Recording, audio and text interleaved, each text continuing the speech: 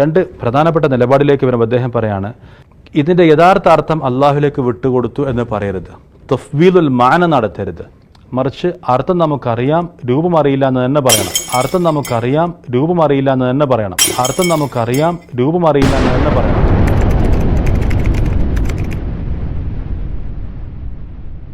ദേവന്തി പണ്ഡിത മഹത്തുക്കളിൽ പലരും ഇവർ പറയുന്ന തഫ്വീദുൽ മാന ചെയ്തവരല്ല.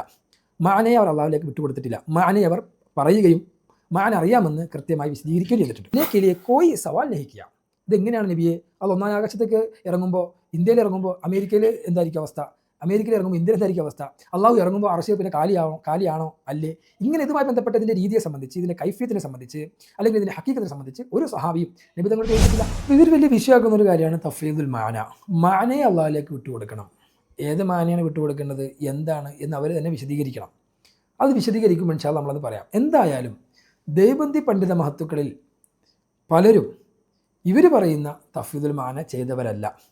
മാനയെ അവർ അള്ളാഹുലേക്ക് വിട്ടുകൊടുത്തിട്ടില്ല. മാനയെ അവർ പറയുകയും മാന അറിയാമെന്ന് കൃത്യമായി വിശദീകരിക്കുകയും ചെയ്തിട്ടുണ്ട്. ഒരു ഉദാഹരണം നമുക്ക് നോക്കാം. മൗലാന ആഷിഖ് ഇലാഹി മദനി റഹ്മത്തുള്ളാഹി അലൈഹി മഹാനവർ പറയാണ്, ഇമാം മാലിക് റഹ്മത്തുള്ളാഹി അലൈഹിയോട് ഈ വിഷയത്തെ ബന്ധപ്പെട്ട് ചോദിച്ചു. അല്ലാഹു സുബ്ഹാനഹു വ തആല അർശിൽ ഉപവിഷ്ടനാണ്, ഇസ്തവ അലൽ അർശ്. ഇതിനെക്കുറിച്ച് ഇമാം മാലിക്കിനോട് ചോദിച്ചപ്പോൾ ഇമാം മാലിക് പറഞ്ഞ ഒരു ഉദ്ധരണി ഇവിടെ കൊടുക്കുന്നുണ്ട്. അൽ മാന മഅലൂമുൻ, അർത്ഥം അറിയാം. അതിനെ ഉറുദുവിൽ മൗലാന ആഷിഖ് ഇലാഹി മദനി റഹ്മത്തുള്ളാഹി തർജ്ജമയാണ്, മാന മഅലൂം ഹേ, അതിൻ്റെ അർത്ഥം അറിയാം. വൽ കൈഫ് മജ്ഹൂൽ, കൈഫിയത്ത് മജ്ഹൂൽ ഹേ, അതിൻ്റെ കൈഫിയത്ത് നമുക്ക് അറിഞ്ഞുകൂടാ. എന്നിട്ട് മഹാനവറുകൾ വിശദീകരിക്കുന്നിടത്ത് പറയുന്നുണ്ട്, ഇസ്തിവാക്ക മത്ലബ് തോ മാലൂം ഹേ, ഇസ്തിവായിൻ്റെ മത്ലബ്, അതിൻ്റെ അർത്ഥം, അതിൻ്റെ ഉദ്ദേശം മാലൂം ഹേ, അത് നമുക്കറിയാം. പക്ഷെ അതിൻ്റെ കൈഫിയത്ത് എന്നില്ല, നമുക്കറിയില്ല. എന്നിട്ട് മൗലാന പറയുന്നുണ്ട്, സ്വഹാബത്ത് ഈ വിഷയത്തിൽ നബി സല്ലല്ലാഹു അലൈഹി വസല്ലമയോട് ഇതിൻ്റെ കൈഫിയത്തിനെ കുറിച്ചോ ഹക്കീക്കത്തിനെ കുറിച്ചോ ചോദിച്ചിട്ടില്ല. ലേക്കിൻ ഉനോനെ റസൂലുള്ളാഹി സ്വല്ലല്ലാഹു അലൈഹി വസല്ലം से उनके बारे में कैफियत और हकीकत समझने के लिए कोई सवाल नहीं किया. ഇതെങ്ങനെയാണ് നബിയെ?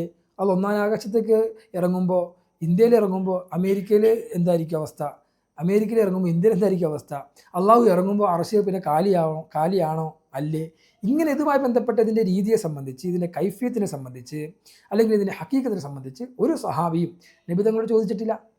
പക്ഷേ അവർ നബി സല്ലല്ലാഹു അലൈഹി വസല്ലം ഇസ്തവ അലൽ അർശ് എന്ന് പറഞ്ഞപ്പോൾ അവർ അതിനെ അപ്പടി വിശ്വസിച്ചു. അതുകൊണ്ടാണ് ഇമാം മാലിക് റഹ്മത്തുള്ളാഹി പറഞ്ഞത് ആഷിഖ് ഇലാഹി മദനി റഹ്മത്തുള്ളാഹി പറയുന്നു, അൽ മാന മഅലൂം, അതിൻ്റെ അർത്ഥം നമുക്കറിയാം. അപ്പോൾ അർത്ഥം അള്ളാഹുലേക്ക് വിടുക എന്നല്ല, അർത്ഥം നമുക്ക് അറിയാമെന്നാണ് ഇമാം മാലിക് റഹ്മത്തുള്ളാഹി പറയുന്നത്. മാന മാലൂം ഹേ, ഇസ്തിവാക്ക മത്ലബ് മാലൂം ഹേ, കൃത്യമായിട്ട് ദേവന്തി പണ്ഡിതർ വിശദീകരിക്കുകയാണ്.